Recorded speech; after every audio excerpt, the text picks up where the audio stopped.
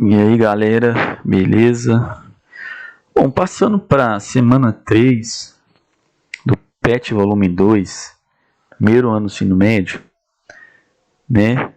O que nós teremos? Continuação ainda da colonização portuguesa e da resistência, tá? É o nosso tema ainda. Vamos passar nesse terceiro aqui, nessa terceira semana, já é uma questão falando sobre racismo, sobre o quilombo, né? Muito importante essa reflexão para a gente fazer como sociedade, tá? E algumas formas de resistência que os negros africanos vindos para cá tinham, né? E façam a leitura, tá? Dos textos, muito importante. Complementam também com outras leituras na internet ou nos livros, que vocês vão ter um pensamento melhor, né? Bom, atividade 1. Responda as questões sobre o texto, né? Você deveria ler o texto aqui em cima, né? Cite as diversas formas de resistências utilizados pelos negros para fugir do trabalho escravo. Quais eram as formas de resistências que os negros tinham em relação à escravidão, né, gente?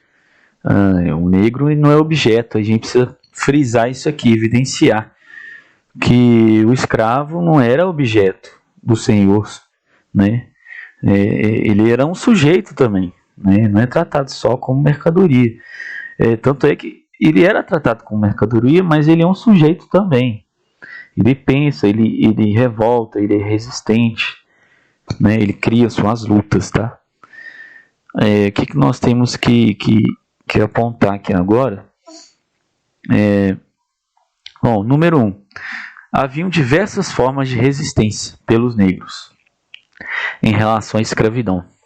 A resposta que eu montei aqui, né? Faziam revoltas, movimentos, fugas, né? Saía do engenho, né? Suicídios eram considerados como forma de resistência à escravidão, né? De você revoltar contra aquele sistema.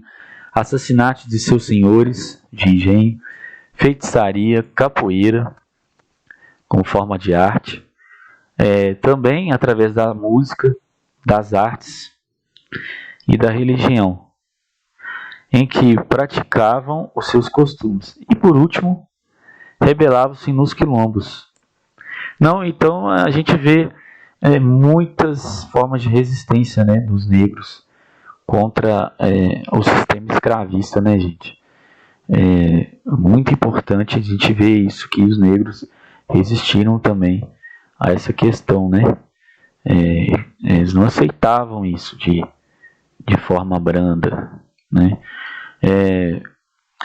Faziam seus movimentos nos quilombos, né? Os quilombos eram organizações que as pessoas juntavam, né, contra isso. Então são inúmeros setores, tá? Vamos para o número 2. Número 2 é a questão, pergunta o que era um quilombo? O que quer dizer, o que significa um quilombo? O quilombo era uma organização de negros fugidos da escravidão imposta neles, ou seja, aqueles que escapavam, né, do regime escravista, do engenho, das casas de seus senhores, né, das casas grandes, e se organizavam. Eles montavam uma organização, né? Se organizavam, montavam estratégias de resistência frente ao sistema escravista, né? Então o quilombo era onde se concentravam os negros que iam contra a escravidão, e nele eles montavam suas estratégias de guerra, de luta contra o sistema desigual da escravidão, o sistema péssimo e violento da escravidão. 3. O que era um quilombo segundo a origem angolana, né, de acordo com o texto? tá? De acordo com o texto. Segundo a origem angolana, o quilombo significava quilombo, que era uma organização coletiva social, com guerreiros de diversas etnias. Um pouco diferente, né, no conceito aqui na América Portuguesa, mas aí se liga também muito, né, porque o quilombo ele poderia juntar muitos escravos de diversas etnias, né?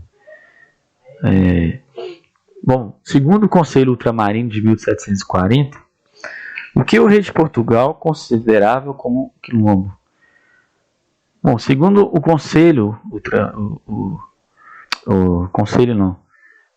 o rei de Portugal, segundo o Conselho Ultramarino de 1740, quilombo para ele, o rei de Portugal, era toda habitação de negros fugidos que fosse maior que 5 pessoas, né?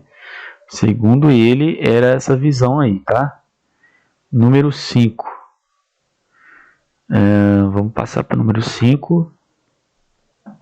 Como era a vida em torno dos quilombos? Bom, a vida já não era muito fácil, né? A vida nos quilombos era marcada pela agricultura, pela caça e coleta. Outro meio de sobrevivência que os quilombolas tinham era através de assaltos, furtos e sequestros de escravos e ataques às propriedades brancas. Os quilombos eram divididos e organizados. Eles tinham esses mecanismos, né, de sobrevivência, até porque um quilombo não recebia apoio, quase apoio nenhum, né, da sociedade. Tinham pessoas que apoiavam, mas grande parte iam contra, né, principalmente a coroa e o sistema, né, como um todo. Então eles tinham que arrumar um jeito de sobreviver, né, naquilo ali, certo? Atividade 2, vocês vão ler o texto, né, Deus contra Palmares, liberdade para um fio, e vão responder. Podem marcar as principais frases, né? Na perspectiva do autor, Ronaldo Vaínfas, né, um historiador muito importante, o que representou Palmares para os atores coloniais, né, e para a monarquia portuguesa. O que Quilombo dos Palmares era interpretado para esses atores? Para o autor Ronaldo Vaínfas, Palmares, para a colônia e a monarquia portuguesa, era temido, viu, gente? As pessoas tinham medo, os senhores indígenas tinham medo, o sistema tinha medo dos quilombos, a coroa portuguesa tinha medo, e Palmares provocava inquietação deles e uma pressão muito grande sobre o sistema colonial, sobre todo o sistema escravista. Eles ficavam apavorados, tinham medo, né? Não era qualquer coisa, né, gente? Número 2. Atividade 3, né, na verdade. Leia o texto e responda, né? Mesma lógica. Vocês vão ler o texto, a existência escrava, vão anotar as principais partes daqui, fazer uma relevância e vão responder as questões. Número 1, do texto de Douglas Cole e Eduardo França Paiva, né? Com base no conteúdo do subtítulo A Resistência Escrava e nas informações de Libe Paiva, redige um texto sobre a resistência na América Portuguesa. Nesse aqui ele está pedindo para você fazer um texto, né? Escrever um texto em questão da resistência escrava, a resistência na América Portuguesa.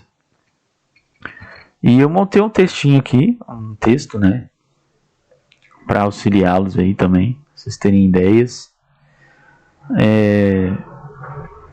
que eu creio que vocês terão condições também de fazer. Basicamente, eu montei assim: as relações entre escravos e senhores eram demarcadas pela violência. Desculpa a imagem, tá, gente? Que essa digitalização saiu muito, como é que eu falo? Destoante, tá?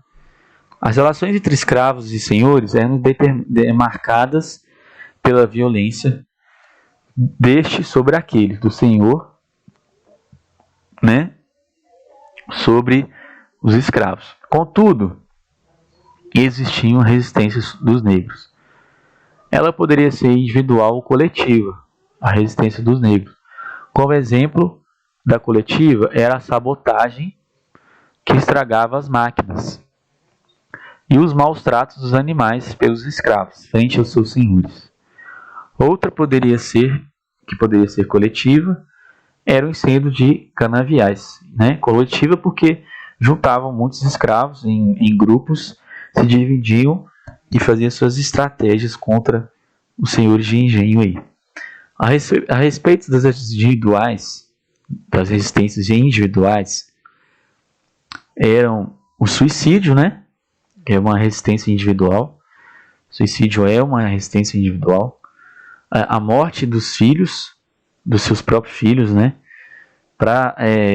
Por que morte dos seus filhos? Para a escravidão não continuar, né? Para os seus filhos, né? Para os filhos dos escravos. E assassinatos de seus senhores. É uma forma de resistência também. A fuga também poderia ser tanto coletiva, né? Quanto individual. Ela poderia ser um escravo só, fugir do engenho, de um sistema, ou então diversos, né, se organizando. Para a coroa portuguesa controlar essas formas de resistência, eles nomeavam capitães do mato que iam em busca dos negros na colônia. Muitos deles eram até ex-escravos alforriados, tá? Isso é uma característica importante também. Muitos escravos, ex-escravos alforriados, que ganharam alforria, ganharam a liberdade ali, eles, liberdade assim, em certo sentido, né? Eles ganhavam, eles continuavam com o sistema escravista, porque eles ajudavam os senhores, os seus ex-senhores, aos outros senhores, a capturarem quem fugia, né? Igual eu falei aqui, igual retratei aqui. Capitães do mato, o que significava? Homens livres, mestiços ou negros, ou aforreados, né? Que geralmente aforreados, ajudavam na captura de negros, escravos, tá? E indígenas também. Aí o que liga com a atividade, né, da semana anterior aí, os paulistas também contribuíam com essa forma de resistência deles aí frente a os motins, as organizações dos quilombos, tá? Como havia resistência escrava, resistência da sociedade, né? Havia resistência não, na verdade, não, opressão e controle da colônia da América de Portugal, né, da metrópole portuguesa sobre a colônia, sobre a América portuguesa, ok?